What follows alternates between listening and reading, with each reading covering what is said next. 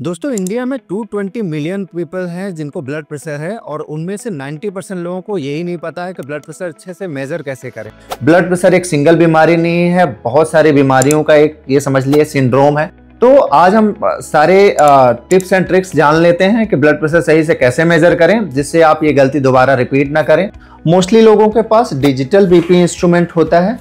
कभी भी blood pressure measurement के पहले अब हम जान लेते हैं कि मैनुअल बीपी मेजरमेंट कैसे करें।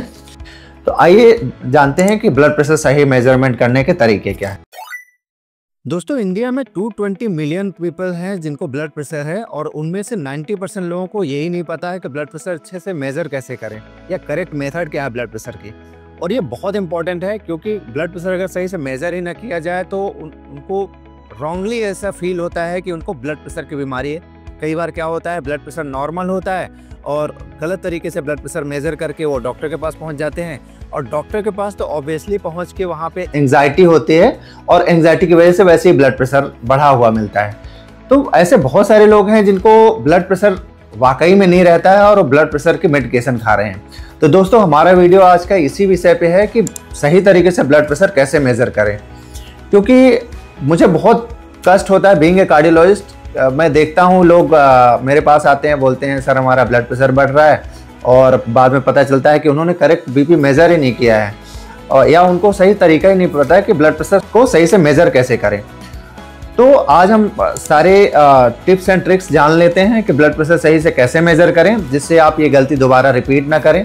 और बहुत सारे लोग जो इस भ्रम में हैं कि उनको ब्लड प्रेशर है तो वो भी समझ जाएं कि वो शायद गलत बीपी मेजरमेंट की वजह से वो ब्लड प्रेशर के पेशेंट अपने आप को समझ रहे हैं। और ये जो मेथड है जो मैं आपको बताऊंगा ब्लड प्रेशर की, वो हाईली एक्यूरेट मेथड है। अगर ये आपने सीख लिया तो ये आपके बहुत काम आने वाली है, आपके घर में, आपके परिवार में और जो भी हैं आपके कनेक्शन में, उन सबके लिए ये बहुत इंपॉर्टेंट है। ब्लड प्रेशर एक सिंगल बीमारी नहीं है, बहुत सारी बीमारियों का एक ये समझ लिए सिंड्रोम है। क्योंकि एक सिंपल सा ब्लड प्रेशर आपको ब्रेन हेमरेज करा सकता है, किडनी में आपके अफेक्ट डालता है, आपके हार्ट में प्रॉब्लम डालता है।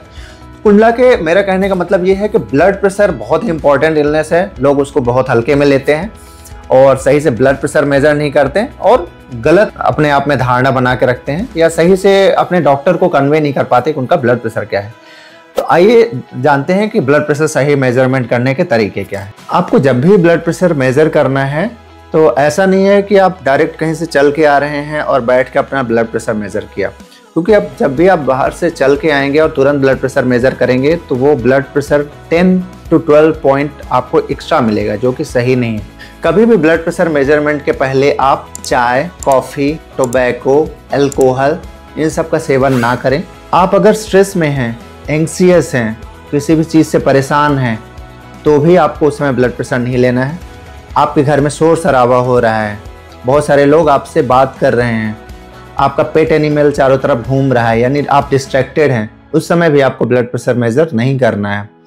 ब्लड प्रेशर आप मेजर करिए एक शांत से रूम में, प्रॉपरली आपको बैठना है और जिसका भी ब्लड प्रेशर लेना है उसको इस तरह से बैठा होना चाहिए कि उसका जो बैक है वो पूरी तरह से रेस्टेड होना चाहिए और उसके फीट जो है वो भी प्रॉपरली जमीन पे रेस्टेड होने चाहिए, यानी पैर के जो सोल हैं वो जमीन पे टच करने चाहिए और पूरी तरह से शांत कंसोल करना है सामने वाले को। उससे पूछना है कि आप स्ट्रेस में तो नहीं है, एंग्जाइटी तो नहीं है, आपने कुछ समय पहले चाय, कॉफ़ी, अल्कोहल, टोबैको तो नहीं लिया है। सबसे इम्पोर्टेंट बात, जिसका भी ब्लड प्रेशर लेना है उसका ब्लैडर फुल नहीं होना चाहिए। उसको बोलना चाहिए कि आप जाइए, आप अपने ब्लैडर को खाली करके आइए, फिर बैठिए, 5 मिनट का रेस्ट लीजिए। अगर आपको एंग्जाइटी हो रही है तो आप थोड़ा सा मेडिटेशन कर सकते हैं, ब्रीदिंग एक्सरसाइज कर सकते हैं। उसके बाद आप सुकून से उसको बैठाइए रेस्टिंग पोजीशन में। उसके आर्म को टेबल पे ऐसे रेस्ट कराना है। आर्म का जो लेवल है वो हार्ट के लेवल के पास होना चाहिए, यही सही तरीका है। मोस्टली लोगों के पास डिजिटल बीपी इंस्ट्रूमेंट होता है। डिजिटल बीपी इंस्ट्रूमेंट में भी आपको ध्यान रखना है, उसमें एक ट्यूबिंग होती है। वो ट्यूबिंग हमेशा जो हाथ की यहाँ पे आर्टरी होती है मीडियल साइड में, जिसको ब्रेकियल आर्टरी बोलते हैं, उस आर्टरी के अलोंग ही ये ट्यूबिंग होनी चाहिए। कई लोग ऐसा गलती करते हैं ये ट्यूब कई बार इधर होती है, कई बार ये ट्यूब हाथ के पीछे होती है। ये ट्यूबिंग हमेशा ब्रेकियल आर्टरी, हाथ की जो आर्टरी होती है उसको आप यहाँ फील भी कर सकते हैं, आपको पल्सेशन फील हो जाएंगे। उसी के पास ही होनी चाहिए, उसी के लाइन में होनी चाहिए। उसके बाद हमें इसको टाइट करना है। बेसिकली जो हाथ का ये जो जोड़ होते हैं, एल्बो का जो जोड़ होता है, उसके 2 फिंगर ऊपर हमें रखना है कफ को, और जहाँ पे कफ है वहाँ पे क्लॉथ नहीं होना चाहिए, क्योंकि अगर क्लॉथ के ऊपर से बांधेंगे तो 10 to 15 mmHg ज़्यादा ब्लड प्रेशर आएगा, जो कि सही रीडिंग नहीं है। तो ये सही तरीका है कफ बांधने का। कफ भी अप्रोप्रिएट साइज का होना चाहिए। एडल्ट कफ आते हैं और हर बॉडी वेट और बॉडी के हिसाब से अलग अलग कफ आते हैं, पीडियाट्रिक कफ अलग आता है। तो ये हमने सही से कफ बांध लिया है। बस इसके बाद डिजिटल इंस्ट्रूमेंट में स्टार्ट और स्टॉप की बटन होती है। आप स्टार्ट बटन को पुश कर देंगे।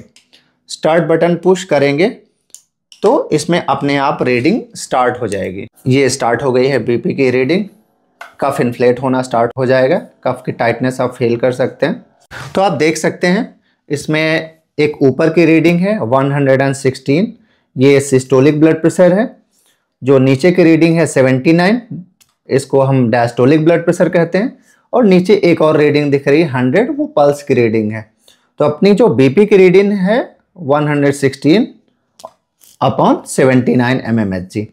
ये ब्लड प्रेशर आप अपने डॉक्टर को बता सकते हो कि हमारा ब्लड प्रेशर ये चल रहा है।